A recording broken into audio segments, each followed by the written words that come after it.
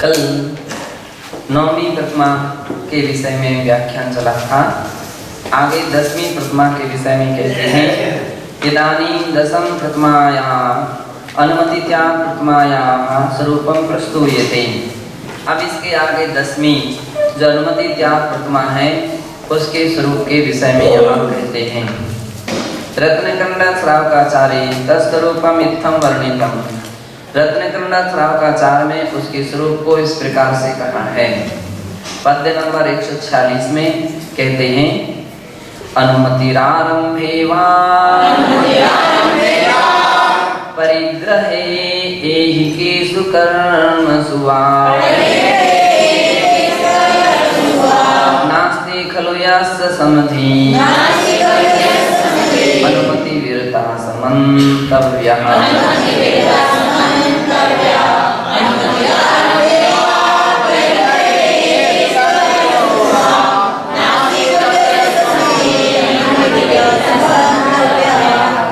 अनुमतिरारंभे वा परिग्रहे ऐहिकेषु कर्मसु वा नास्ति खलु यस्य समधि अनुमति विरता समन्तव्यः। अर्थात जिसकी निश्चय से आरंभ और परिग्रह के कार्यों में आरंभे व परिग्रहे आरंभ और परिग्रह के विषय में अनुमति जो है वह नहीं होती है अथवा दुनियादारी के कारण अनुमति आरंभे व परिग्रह ऐहिक कार्यों में। अब इसमें क्या विशेषता जानना है? ऐहिक कार्यों में जिसकी अनुमति ऐहिक कार्यों के विषय में होने वाला जो आरंभ का प्रारंभ है उसमें जिसकी अनुमति नहीं होती है यस्य समधि अनुमति विरता समन्तव्यः। ऐसा समधि समता बुद्धि को धारण करने वाला जो श्रावक है उसे अनुमति विरता समन्तव्य अनुमति विरत ऐसा जानना चाहिए। तब इसके विषय में ऐसा ही कहा जाता है कि ऐहिकेषु वा ये शब्द महत्वपूर्ण ले लिया गया है। ऐहिक कार्यों में है ना जिसकी ऐहिक कार्यों के आरंभ में और ऐहिक कार्यों के विषय में जो परिग्रह है उसके विषय में जिसकी अनुमति नहीं रहती है।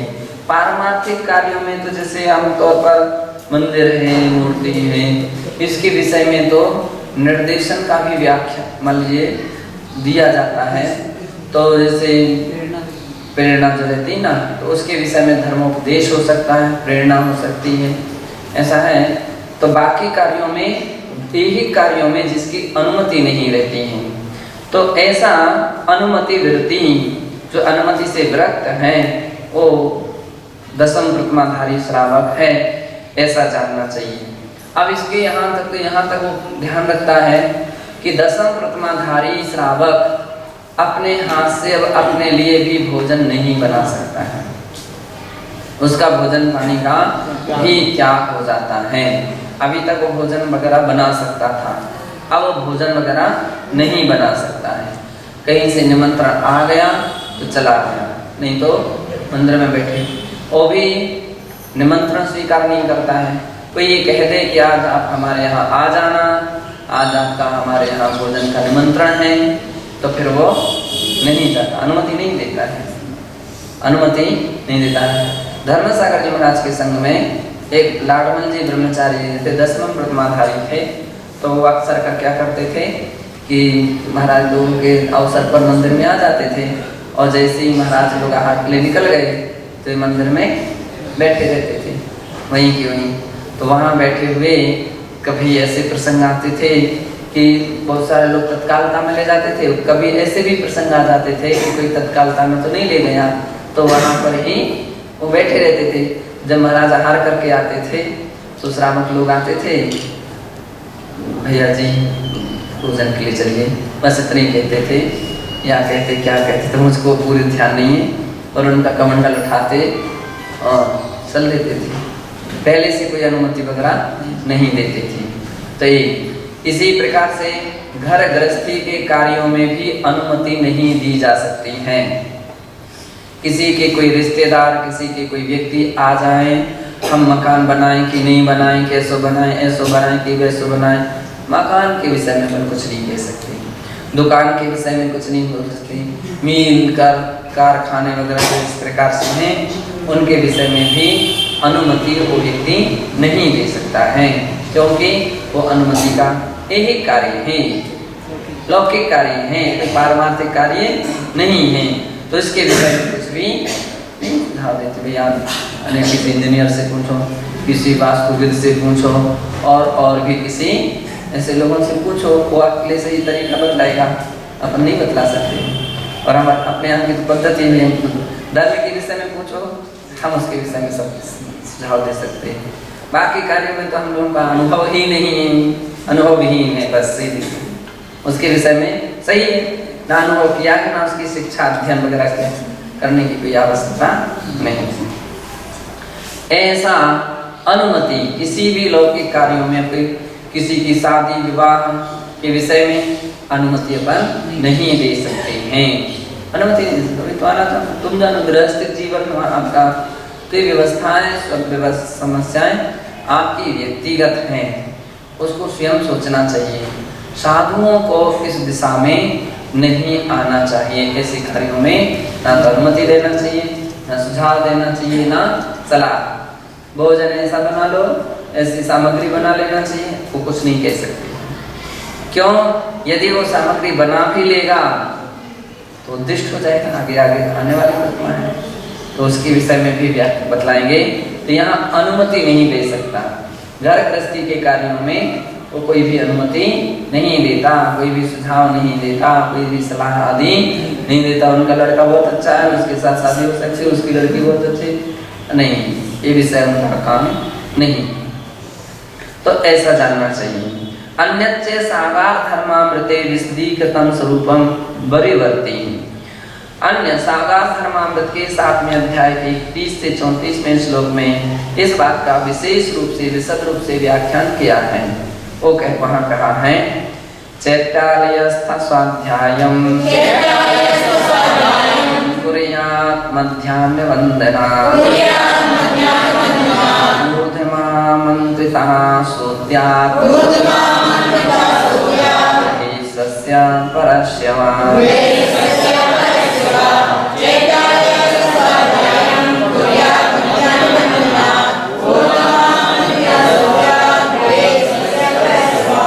बतला रहे हैं और अनुमति प्रतिमाधारी का वर्णन चल रहा है। ऐसा प्रतिमाधारी श्रावक चैत्यालयस्था स्वाध्यायम कुर्यात्, चैत्यालय में स्थित होकर के स्वाध्याय करे, सोए ना, आराम ना करे, क्या करे? स्वाध्याय करे, यहाँ वहाँ की चर्चा वार्ता ना करे, स्वाध्याय कुर्यात्, स्वाध्याय करे, ये उसकी विशेषता दी है। और जब अनुमति त्याग प्रतिमाधारी की, तो इससे ऊपर के सभी लोगों को वही पॉइंट पर ध्यान रखना चाहिए कि क्या करना चाहिए? स्वाध्याय करना चाहिए। तो अनुमति त्याग प्रतिमाधारी व्यक्ति स्वाध्याय करे और मध्याह्न वंदनात्, और इसके उपरांत मध्याह्न काल की वंदना करे। हाँ, मूलाचार के अनुसार मुनिराज भी मध्याह्न के समय के बाद आहार के लिए निकलते थे, ऐसा भी उल्लेख मिलता है शास्त्रों में, दूसरी वेला में, है ना। तो इस प्रकार से ओ मध्याह्न की वेला में क्या करें? वंदना करें, आहार सामयिक आदि करें। पश्चात इसके बाद ऊर्ध्वमामंत्रिता सोद्यात् गृहे स्वस्य परस्य वा, इसके बाद अपने घर में अथवा दूसरे घर में बुलाने पर ऊर्ध्वम आमंत्रिता, जिसने पहले आमंत्रण किया है, ऐसा नहीं कि बिना पड़ गए किसी के चौके में चले गए, तो बिना किसी के बुलाए, बिना किसी के कहे अपने घर में भी नहीं जा सकता है।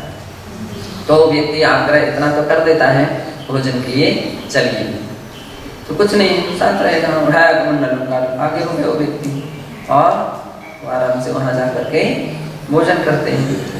तो भोजन करें और कहते हैं यथा प्राप्त मदन देह सिद्ध्यर्थम खलु भोजनम देहस्य धर्म सिद्ध्यर्थम मोक्षो भी मुमुक्षुर्निरपेक्षते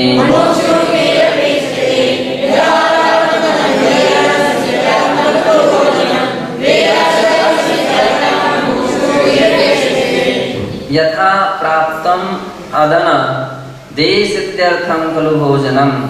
कह रहे हैं यथा प्राप्त जो भोजन है, कैसा?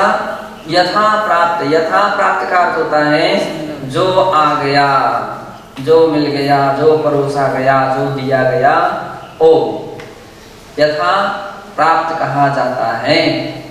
ऐसा नहीं ये वस्तु दो, ओ वस्तु दो, ये रखो, ओ रखो, ऐसा नहीं किया जा सकता है। सभी चुल्लक जी लोग ध्यान रखें, चुल्लिका माता जी वगैरह।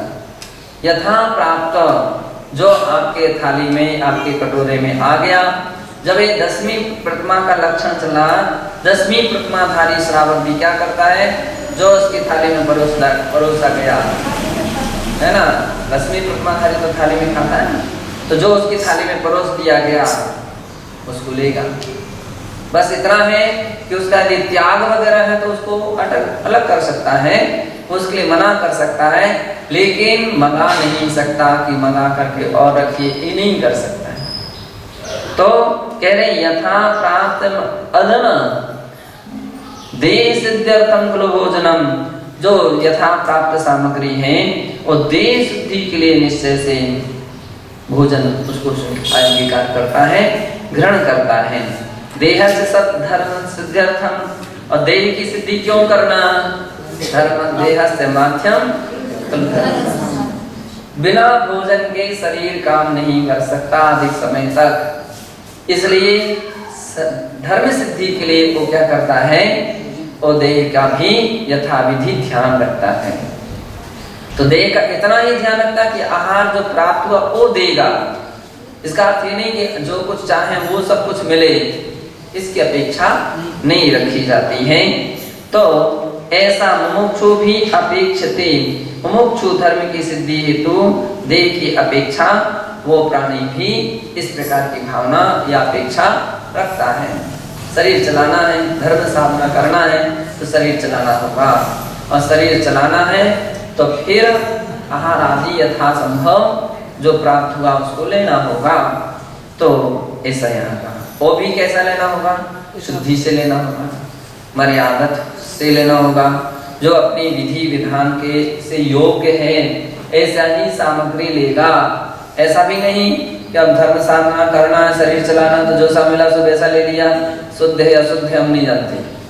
नहीं, इसमें संगत अपन को ध्यान रखना पड़ेगा कि शुद्ध होगा वही लेंगे, जो अशुद्ध होगा उसको नहीं लेंगे। भूखे रहना पसंद है लेकिन अशुद्ध सामग्री लेना पसंद नहीं है, अशुद्ध नहीं ले सकते। इसलिए कहा जाता है साधु पुरुष और स्वादु पुरुष में अंतर है। साधु है पर साधु नहीं है। एक संसार में वो व्यक्ति होते हैं जो खाने के लिए जीते हैं, और एक वो होते हैं जो जीने के लिए खाते हैं। शब्दों में अंतर है, शब्द वे की वे है, लेकिन अर्थ में बहुत अंतर आ गया। खाने के लिए जीना, अब जो खाने के लिए जी रहा है उसके लिए तो कुछ भी आए कैसे यार उसको खाने से मतलब है, क्योंकि वो खाने के लिए जीता है। और एक जीने के लिए खा रहा है, तो जीने के लिए उचित ही सामग्री जो हमारे अनुकूल होगी, जो हमारे नियम से होगी, जो हमारी पद्धति से होगी वही लेंगे, अन्यथा दूसरी सामग्री नहीं लेंगे। साधु पुरुष खाने के लिए नहीं जीते, अभी तो जीने के लिए खाते हैं। किसके लिए खाते हैं? जीने के लिए खाते हैं। जीना है, और इसलिए क्यों जीना है? अपनी धर्म साधना के लिए जीना है। हम अच्छी धर्म साधना कर सके इसलिए तो उसकी विधि के अनुसार भी आहार आदि ग्रहण करते हैं, चाहे जो जैसा हो, बिना सोचे, बिना समझे, बिना परखे जो मिला नहीं, हक्ष होना चाहिए। अब इसमें ये हमारी अपेक्षा नहीं है कि हमको बहुत अच्छा लगता है, हमारे लिए इष्ट है या अनिष्ट है, ये विकल्प नहीं होना चाहिए, ये विकल्प नहीं होना चाहिए। तो ऐसा आहार ग्रहण करते हैं। सामे कथं स्यादुद्दिष्टं सावद्यदविष्टमश्नतः करहि भिक्षावृतं भोज्ये जितेन्द्रियः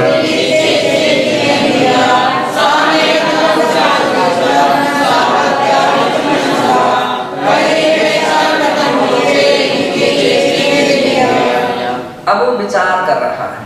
कौन विचार कर रहा है? दशम प्रथमाधारी सोच रहा है, सामी कथम स्यात् उद्दिष्ट सावद्याविष्टमश्नतः। वह दिन कब आ जाए कि मैं उद्दिष्ट सदोष भोजन खाकर मेरी जो धर्म वृद्धि कैसे हो सकती है? क्या मतलब है? कथम स्यात्, कैसे संभव है? इसलिए करहि भेक्षामृतम भोज्ये इति इच्छे जितेन्द्रियः। वह यह चाहे कि मैं जितेंद्रिय होकर भिक्षा से प्राप्त अमृत को कब ग्रहण करूं। भिक्षा का प्राप्त अर्थात भिक्षा वृत्ति से कब आहार करूं। भिक्षा वृत्ति का अर्थ होता है बिना निमंत्रण के, बिना उद्दिष्ट के, जो अपने हाथ में मुनि व्रत को धारण करके वह दिन कब आ जाए कि मैं इस प्रकार से मुनि जैसी पद्धति के अनुसार आहार करूं, मुनि होकर के अपने हाथों में आहार करूं। इस प्रकार की कल्पना करता है। मैं इस प्रकार से कटोरे फैलाते कब तक रहेंगे? ये तो मुझे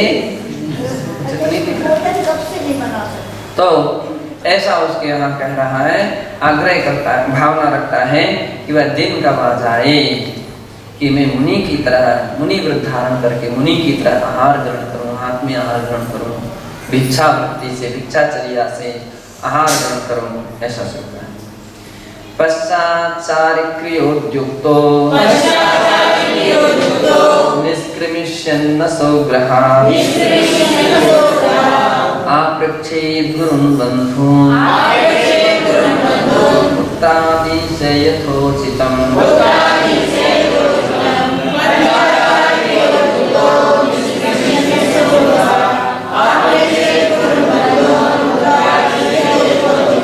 क्या करें? अब ऐसी पवित्र भावना भाता है और अपने दशम प्रतिमा का पालन कर रहा था। इसके उपरांत वो भी उसमें भी पंचाचार क्रियो युक्तो, गृहस्थ में भी यथा संभव जितना संभव हो सकता है पंचाचारों का पालन कर रहा था। पंचाचार कितने कौन कौन से हैं? 5। दर्शनाचार,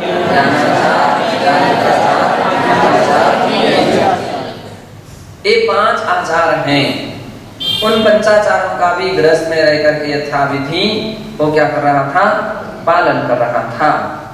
अब निष्क्रिमिष्यन्न सौगृह्यात्, ऐसा समय कहीं आ जाए कि घर से निकलने की इच्छा होने पर विरक्ति उसकी बढ़ रही है, वैराग्य भाव बढ़ रहा है।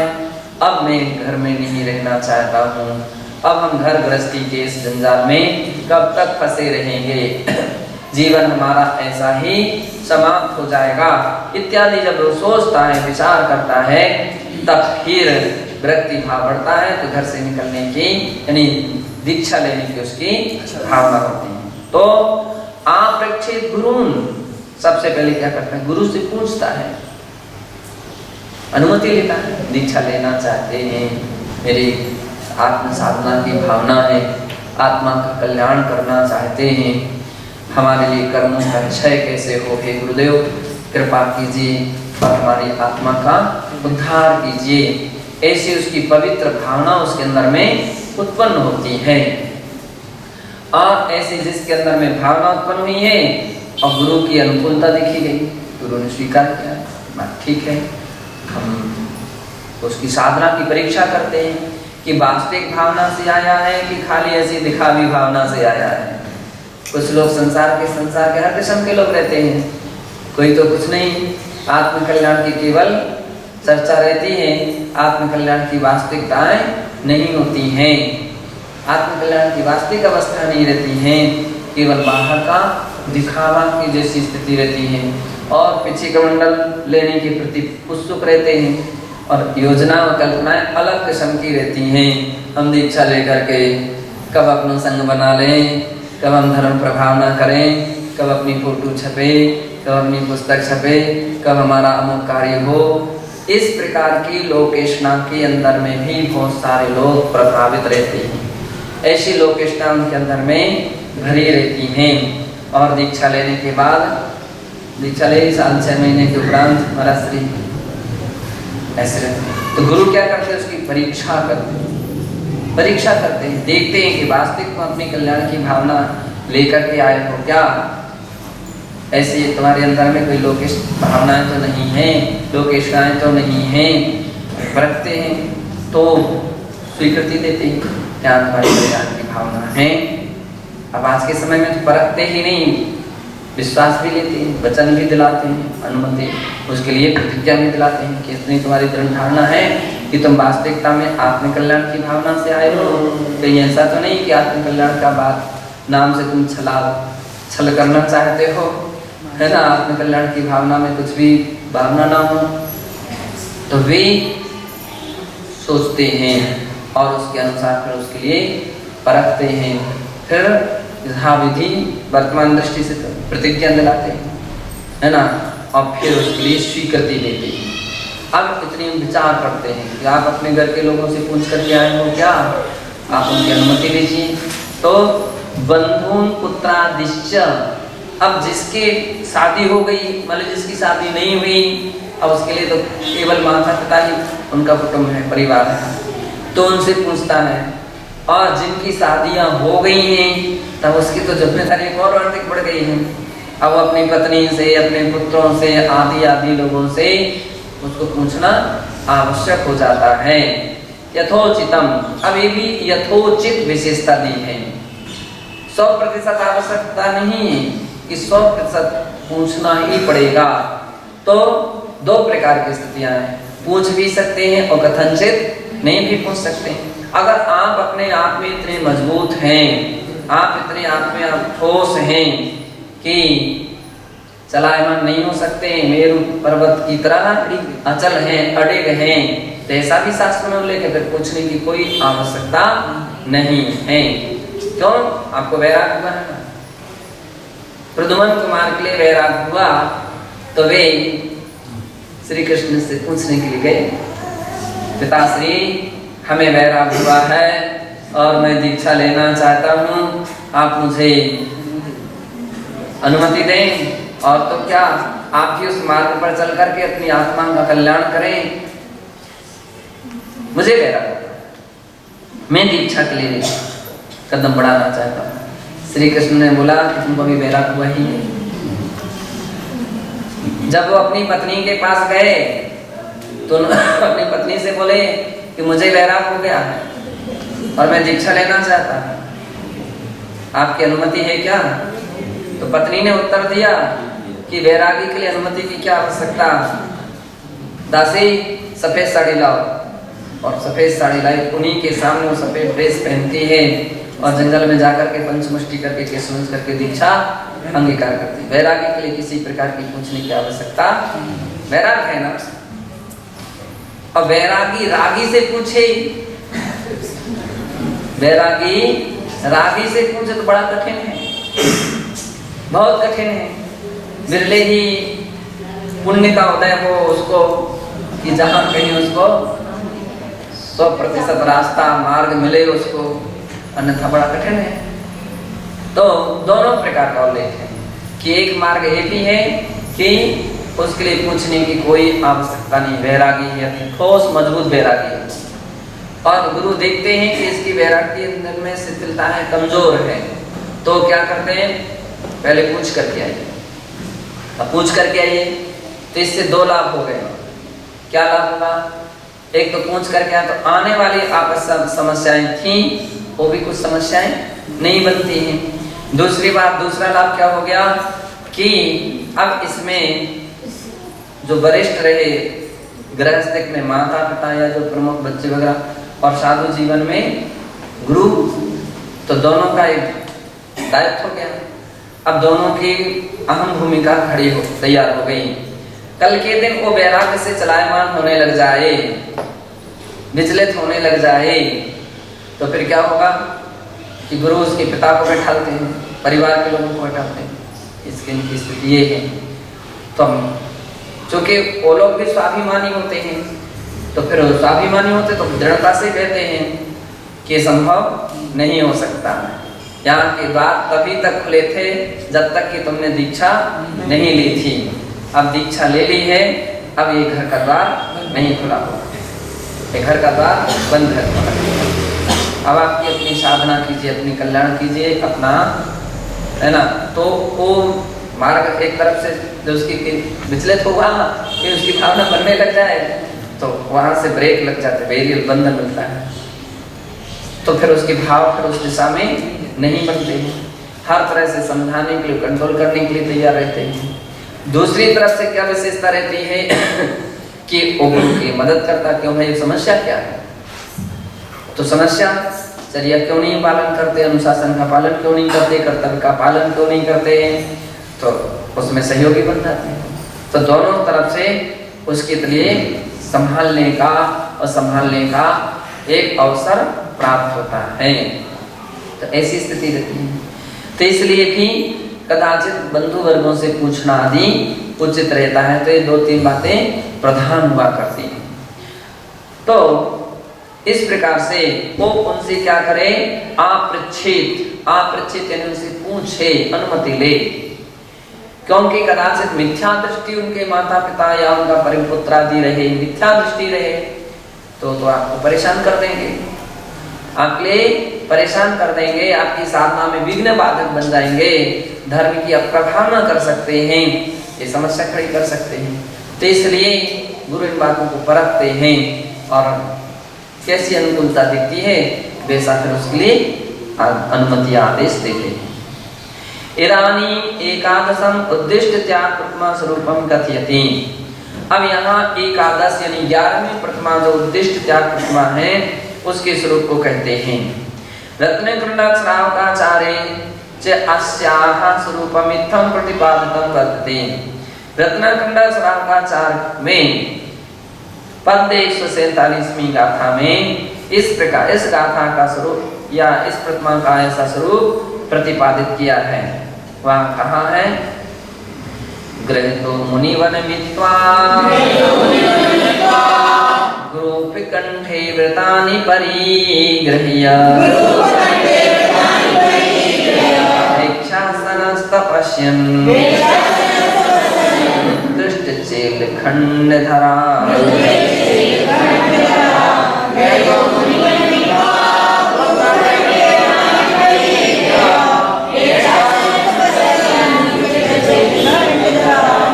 ग्रह तो मुनिवन मित्वा, ग्रह को छोड़ करके, घर का त्याग करके, घर से मुनिवन, मुनिवन यानी मुनियों का समूह, अथवा पुराने समय में जंगलों में मुनि जन रहते थे तो वन में मुनियों के पास जा करके मित्वा गुरूप कंठे व्रतानि परिगृह्य, अर्थात गुरूप कंठे यानी गुरु के निकट जा करके, गुरु के समीप जा करके व्रतानि परिगृह्य, व्रतों को ग्रहण करे।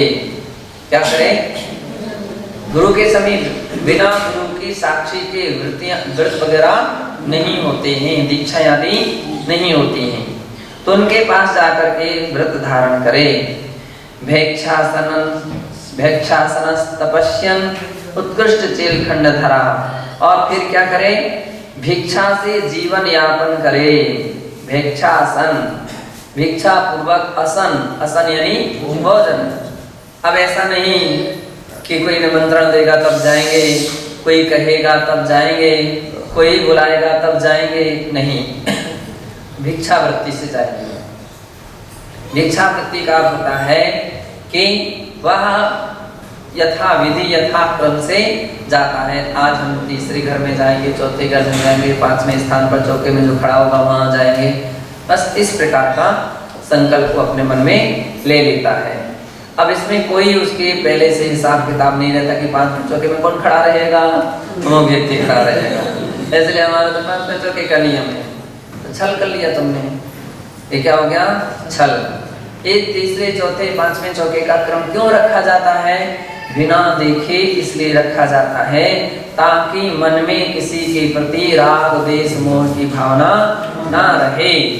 इसलिए इस प्रकार का संकल्प विकल्प लेकर, विचार लेकर के वो जाता है। अब उसका मुनि की तरह वीर चर्या नहीं हो सकती, तो कितने घर जाने छोटे मोटे जितना संभव है उतना वो नियम लेता है। ऐसा नहीं कि वो असंभव है और नियम ले लिया 10वें चौके में जाए वो 10वां चौका ही नहीं हो तो पास करना पड़ेगा उसको। फिर 9वें चौके में हार नहीं करेगा, फिर उसको पास करना पड़ेगा। इसलिए वह ऐसा गिनती कर लेता, अथवा लास्ट के चौके में जाएंगे ऐसा भी नियम ले लेता है, लास्ट के पहले एक चौका रहेगा उसमें जाएंगे ऐसा। लेकिन इसके पीछे सबसे बड़ी भूमिका क्यों, ऐसा क्यों सोच करके जाता है?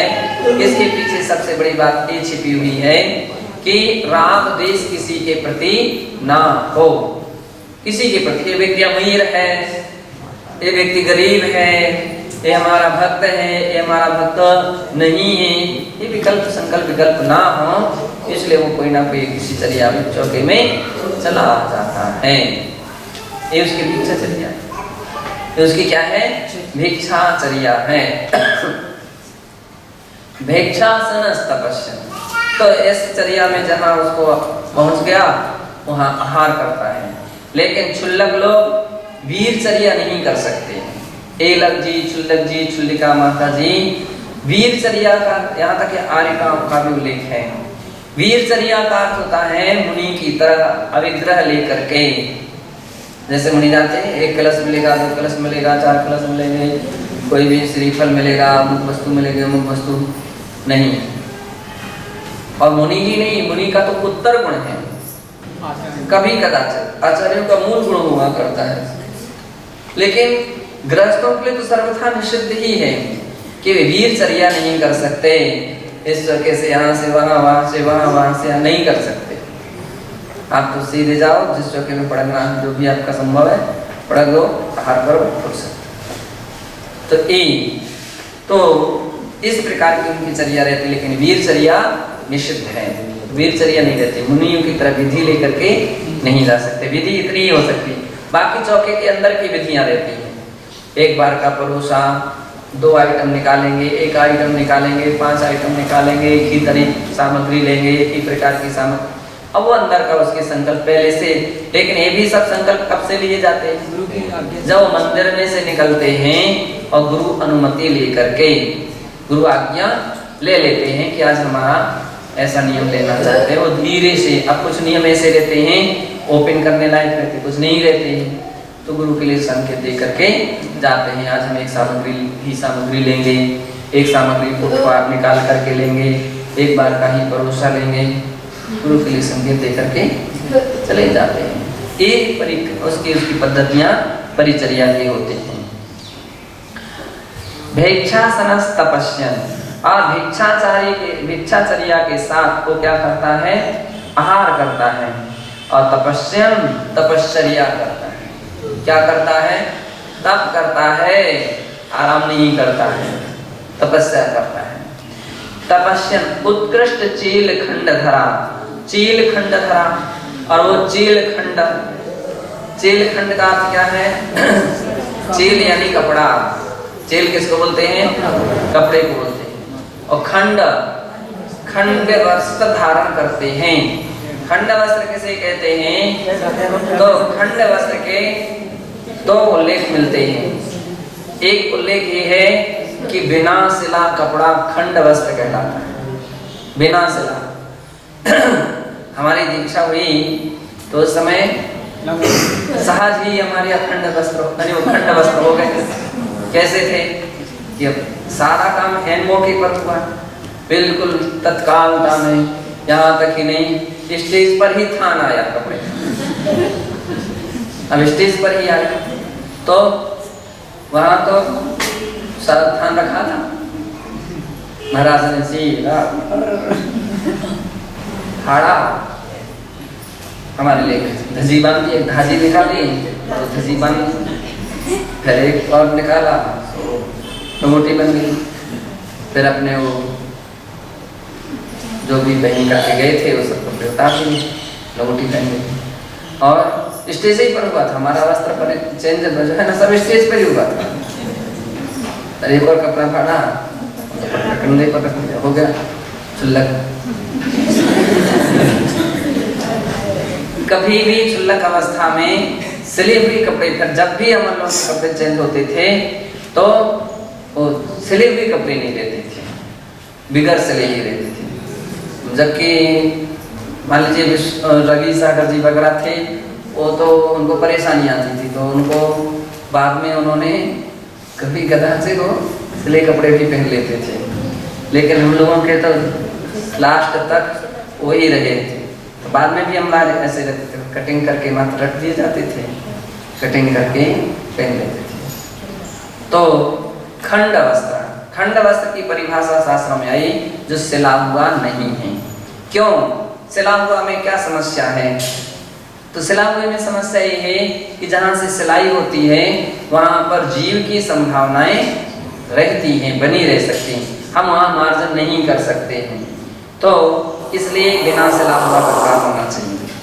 दूसरा, खंड वस्त्र का अर्थ ऐसा भी आया कि दुपट्टा कितना बड़ा हो। तो मीटर से कहीं शास्त्रों में उल्लेख नहीं लिखा कि 2 मीटर का होना चाहिए, कि 2.25 मीटर का, कि 2.25 मीटर का, नहीं।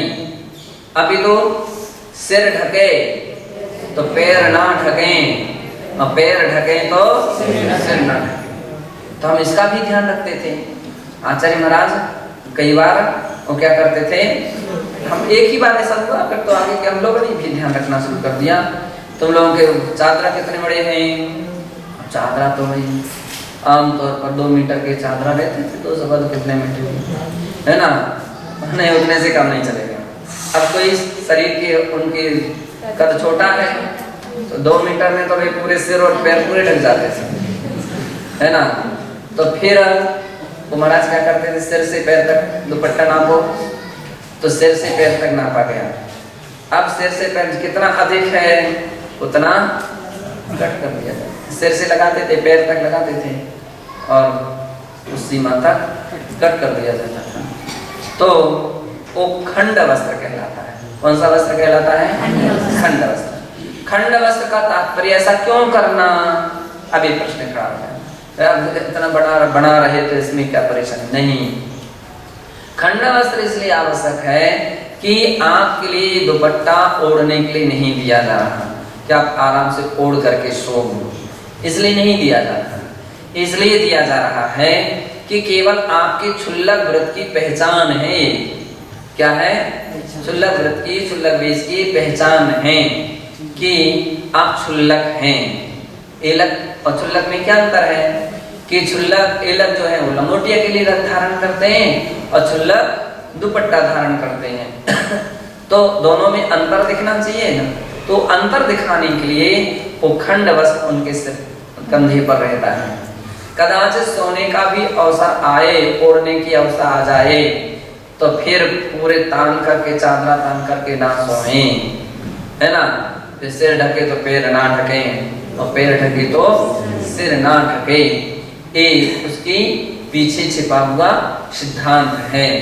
तो संकुचित होकर के सोए, इसका पीछे और कोई दूसरा सूत्र क्या अर्थ हो गया? संकुचित, सीधे कभी नहीं लेटना चाहिए। कुछ लोग ऐसे रहते हैं, सीधे नहीं लेटना चाहिए। मुनि महाराज कैसे रहते हैं? एक करवट से। कैसे लेटते हैं? एक करवट से।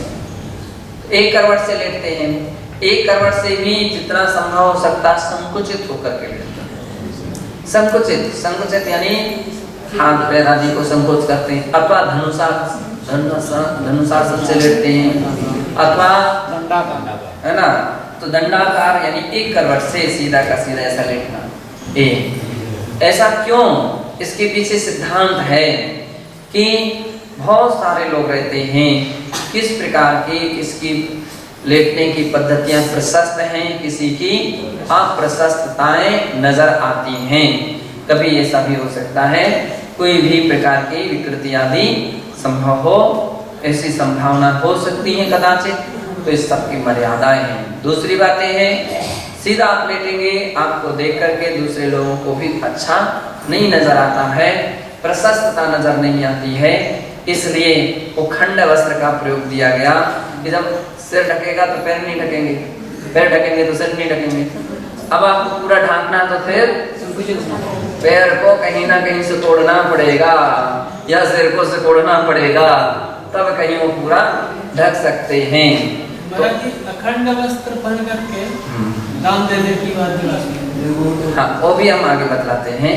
तो इस प्रकार से ऐसी बात आ गई कि ऐसे होकर के साधु श्राप चुल्लक वगैरह विश्राम लेते हैं, इसलिए उनके लिए चेल खंडधरा कहा गया।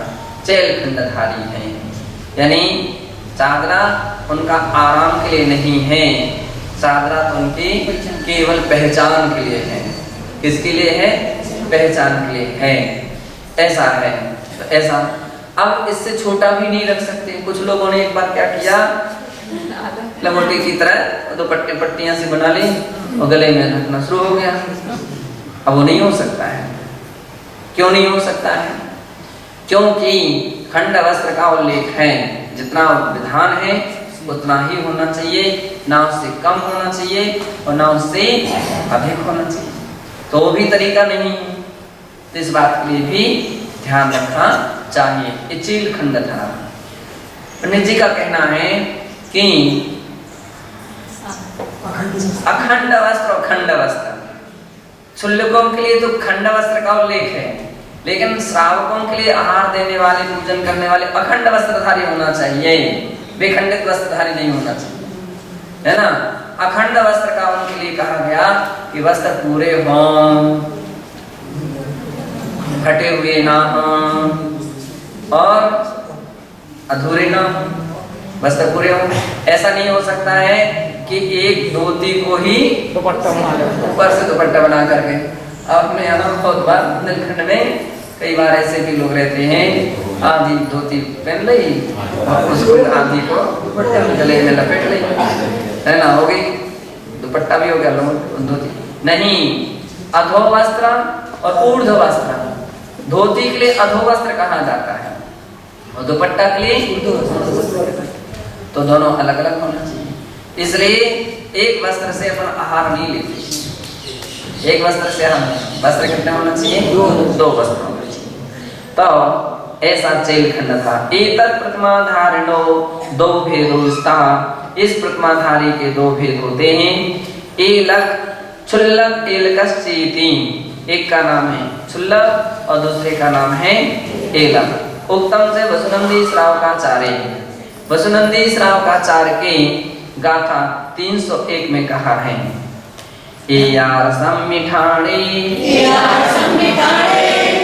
किट्ठो सावो हवे दुविहो बत्थीक धरोपणमो गोपीण परिग्रहो विधियो।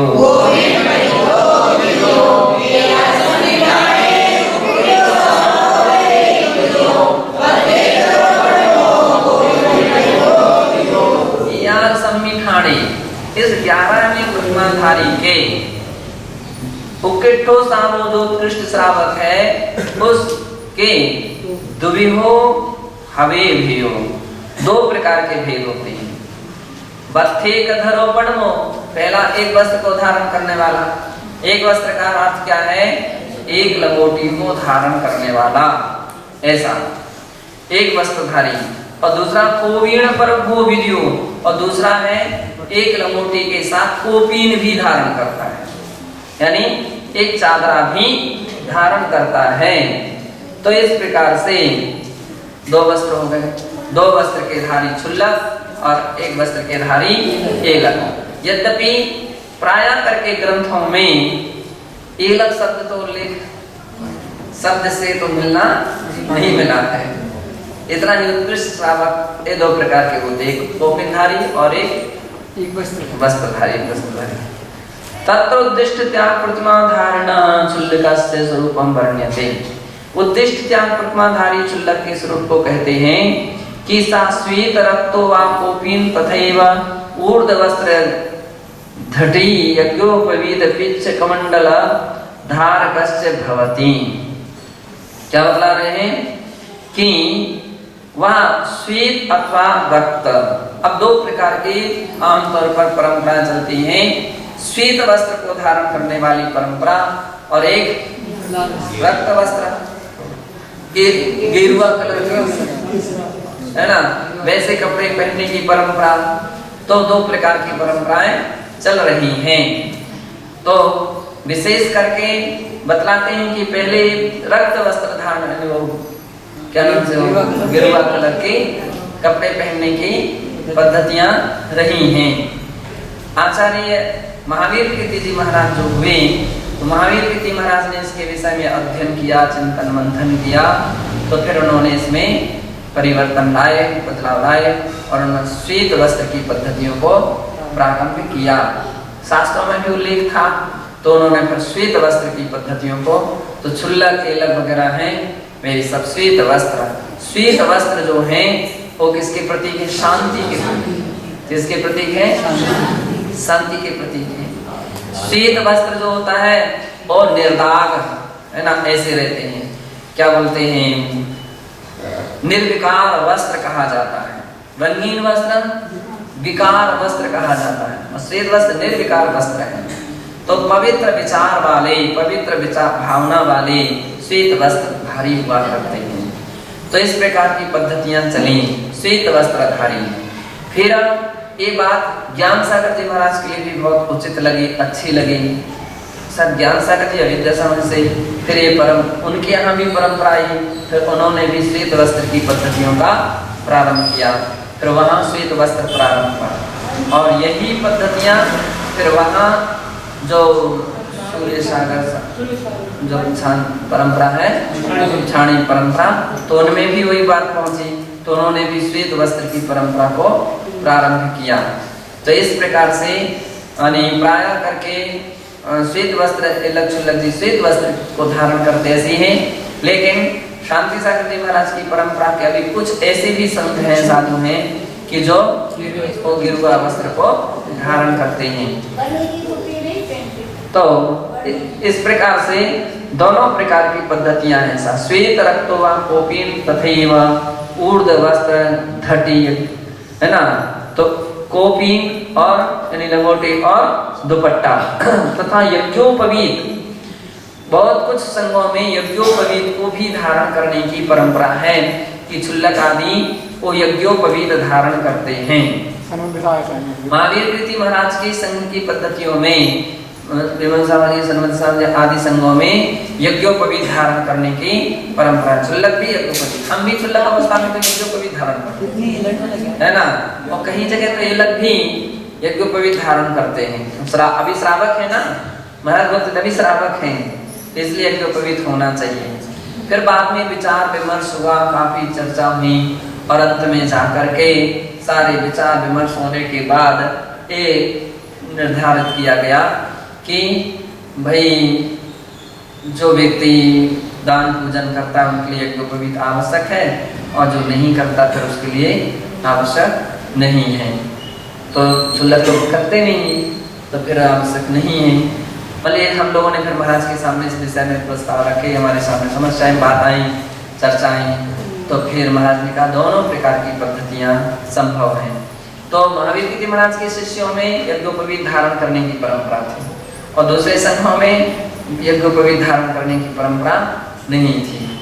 तो फिर इसमें दोनों प्रकार के विकल्प हो गए कि यज्ञोपवीत धारण करने वाले भी मिलते हैं और यज्ञोपवीत धारण नहीं करने वाले भी मिलते हैं। तो दोनों प्रकार की पद्धतियां प्रचलित रहेंगी। पिच्छी कमंडल धारकश्च, और इसके साथ पिच्छी कमंडल धारण करने के भी, अब पिच्छी के विषय में भी दो प्रकार के उल्लेख हैं। पुराने समय में आवश्यक नहीं था कि छुल्लक लोग पिच्छी धारी ही हो, कोमल वस्त्र भी धारण करते थे, ऐसे भी थे। और कमंडल के स्थान में लोहे जो आदि का जो कमंडल रहते थे, वो कमंडल स्टील के या धातु के जो कमंडल हैं और फिक्स हैं प्राय करके कि कमंडल लोग छुल्लक और छुल्लिका जो हैं उस प्रकार के कमंडल धारण कर सकते हैं। जब हम लोगों ने सबसे पहले दीक्षा प्रारंभ की तो फिर ये प्रसंग आ गया कि अब क्या करना, कि वो कमंडल दें कि एक कमंडल दें। तो फिर हम लोगों ने इस विषय में सारी चर्चा की, फिर आचार्य महाराज से परामर्श लिया कि महाराज श्री अब वो कमंडल तो उनको चेंज करना ही पड़ेगा, तो क्यों ना क्यों हम पहले से लकड़ी का कमंडल दे दें, तो क्या परेशानी है। उसमें तो और अधिक अच्छी बात है कि घूमने का कोई विकल्प नहीं रहेगा, है ना। मांझने का ज़्यादा विकल्प नहीं रहेगा। फिर महाराज ने उसके विषय में स्वीकृति दी कि हाँ ठीक है, ऐसा कर सकते हैं। तो छुल्लक वगैरह है ना, तो अब उसमें क्या था कि कपड़े से छुल्लकों के पास उसके छुल्ली का, अब उसमें भी दो स्थितियाँ थी कि कमंडलों की पद्धतियाँ थी। तो छुल्लकों के लिए लकड़ी के या नारियल के कमंडल तो दिए जाते थे, छुल्ली काम के लिए स्टील की। फिर मैंने कि महाराज ये भेदभाव क्यों, वे भी छुल्लक है वे भी छुल्ली का है, तो या तो दोनों को धातु के होना चाहिए या दोनों के लिए नारियल के होना चाहिए। महाराज ने कहा कि दे दें तो कोई परेशानी नहीं है। तो फिर हम लोगों ने क्या किया, छुल्ली काम के लिए भी नारियल लकड़ी के कमंडल देना प्रारंभ कर दिए। चल रही पद्धति। हमारे लिए तो नारियल क्या दिया गया, मतलब कैसे कैसे समय समय पर इसमें बदलाव आचार्यों के विचारों में और उनके मान्यताओं में विशेषता आई है। तो सबसे बड़ी अच्छी बात ये रही कि सब कुछ होने के उपरांत भी हम लोगों ने क्या किया कि परामर्श गुरु से लिया, बदलाव परिवर्तन अपनी इच्छा से नहीं किया, परामर्श हम लोग गुरु से लेते रहे। और फिर जैसी जैसी उनकी अनुमति या उनकी आज्ञा रही वैसा वैसा फिर प्रस्ताव अपनी ओर से रखते थे। तो जैसी उनकी अनुमति आज्ञा रहती थी फिर वैसा का वैसा हम लोग उसको स्वीकार करते थे।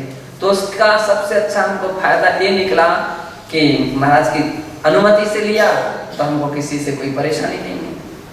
और जब भी हमको अपने संघों में आना जाना संभव रहा, आए गए, तो उसी सम्मान, उसी खुशी, उसी प्रसन्नता के साथ आए गए, वही वात्सल्य मिला।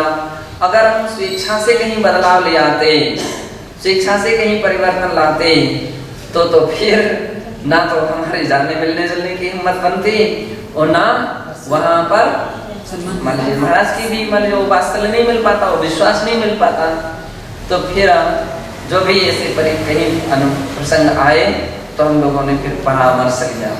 वैसे हमारे संघ की एक और पद्धतियाँ थी इस प्रकार का कि कहीं भी ऐसे प्रसंग, कहीं आवश्यक किसी पॉइंट पर अपन को बदलाव ही लाना चाहते हैं तो इसके विषय में एक साथ बैठ करके परामर्श करेंगे, विचार बनाएंगे, सलाह लेंगे और पूरी चर्चा करने के उपरांत एक निर्णय बनाएंगे और उस निर्णय के अनुसार ही अपन लोग कुछ भी बदलाव ला सकेंगे, बिना उसके बदलाव नहीं ला सकेंगे। ऐसे सबके संकल्प हमारे पहले भी थे। और जिस समय आचार्य पदों के आचार्य पद संस्कार किए गए या गणनी पद के संस्कार किए गए तो उस समय में भी सभी को इस प्रकार का संकल्प तो दिलाया ही गया है कि बिना परामर्श किए किसी भी प्रकार का परिवर्तन नहीं करेंगे। क्योंकि जिस समय आचार्य पद सभी लोगों के आचार्य पद दिए जा रहे थे, इसके पहले काफी लोगों की चर्चाएं थी कि सबको आचार्य पद नहीं देना चाहिए। तो ये क्यों नहीं देना चाहिए? तो इसके पीछे एक प्रश्न आता था कि सभी अपने अपने हिसाब से चलने लग जाएंगे और आचार वृत्ति अलग अलग तरीके से विभागों में बढ़ जाएगी। तो इसलिए तो फिर उसलिए बातों का हमने ध्यान रखा। तो जिस समय उनको आचार्य पद के संस्कार किए गए तो उस समय सबके लिए लिखित संकल्प दिलाए गए, लिखित हस्ताक्षर भी कीजिए और उसको रागवाणी में तो प्रिंट हुए ही है सबके, क्योंकि उसमें प्रिंट भी लगभग कराए गए। तो स्वेच्छा से कहीं कोई बदलाव नहीं लाएगा, स्वेच्छा से कोई परिवर्तन नहीं करेगा, पर विचार करेंगे, बैठेंगे। यति सम्मेलन का सबसे बड़ा एक उसके पीछे एक ही सिद्धांत पुरानी आचार्य परंपरा में रहे कि जब यति सम्मेलन होता था तो आचार्य सभी लोग बैठते थे, अपनी अपनी समस्या, अपने अपने विचार रखते थे और उसके विषय में फिर परामर्श होता था। परामर्श होने के उपरांत जितना जो संभव हो सकता था उसके विषय में निर्णय लिए जाते थे। जो संभव नहीं हो पाता था तो उसके लिए यथासंभव पर गाड़ी आगे के लिए छोड़ दी जाती थी। आज भी वो पद्धतियां हैं। अपना सम्मेलन हुआ तो जितना संभव हुआ उसके विषय में तो बातें हुई और मजबूत रहे, जो संभव नहीं था उसके लिए आगे विचार नहीं करके छोड़ दिया गया। के बाद और भी अपन विचार करेंगे। क्यों? किसी बात के लिए अगर अपन खींचातानी करते हैं तो फिर मनमुटाव भी खड़ा हो सकता है। प्रतिष्ठित जो शिष्य होते हैं, वरिष्ठ शिष्य होते हैं, तो अब उनके सबकी गरिमा और मर्यादाएं भी रखना आवश्यक हुआ करते हैं। तो उसके लिए वहीं उसी संतुलन पर लाया जाता है। तो ये यहाँ तक शुल्कों के विषय में जानना चाहिए। एक लाइन और ले लें। भिक्षा पात्रे आहारम करोति, भिक्षा पात्र में नहीं कटोरे में आहार करता। हमारी दीक्षा के पहले सब शुल्क लोग थाली में भोजन करते थे, उनके लिए उस समय कटोरा नहीं दिया जाता था, हम थाली में ही आहार करते थे। और इसके उपरांत फिर हमारी दीक्षा के समय कटोरे की बोली हुई थी, और उस समय से फिर दूसरे दिन महाराज ने सभी कटोरों को, सभी शुल्कों को कटोरे दिए थे। कर्तन विधिना वपनीने वा केशानुत्तायति, केश जो अथवा केश लुंचम करोति, कह रहे हैं कि वह कैंची से या मुंडन क्रिया से केशों को उतारता है अथवा केश लुंच भी करता है।